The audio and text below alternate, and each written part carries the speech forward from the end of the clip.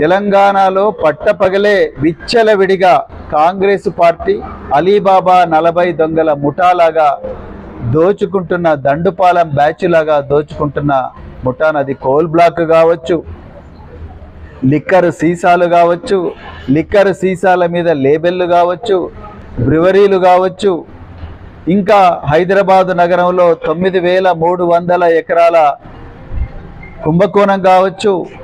కేటీఆర్ గారు, అదేవిధంగా సీనియర్ నాయకులు మాజీ మంత్రివర్యులు హరీష్ రావు గారికి ఇచ్చిన నోటీసుల సందర్భంగా, మాజీ ఎంపీ సంతోష్ రావు గారికి ఇచ్చిన నోటీసు సందర్భంగా కూడా మేము ఒక్కటే చెప్పాం, రాజకీయ నాయకులకు ట్యాపింగ్కు ఏమాత్రం సంబంధం ఉండదు. ట్యాపింగ్, టెలిఫోన్ ట్యాపింగ్ అనేది అత్యంత గోప్యనీయంగా 4 గోడల మధ్యలో కేవలం కొద్ది మంది పోలీస్ అధికారులకు జరిగే అధికారబద్ధమైన చట్టబద్ధమైన ప్రక్రియ అని మేము చెప్పడం జరిగింది. ఉండే నిఘా సంస్థలు ట్యాపింగ్ చేయవచ్చు అని చెప్పేసి చట్టమే చెప్తున్నది. అది కేవలం పోలీసు వాళ్ళకే తెలుసు, నిఘా సంస్థలకు మాత్రమే తెలుసు, రాజకీయ నాయకులకు ఎవరికీ తెలియదు. దాని మీద రాజకీయ నాయకులకు ఎలాంటి అధికారాలు ఉండవు, ముఖ్యమంత్రి గారితో సహా.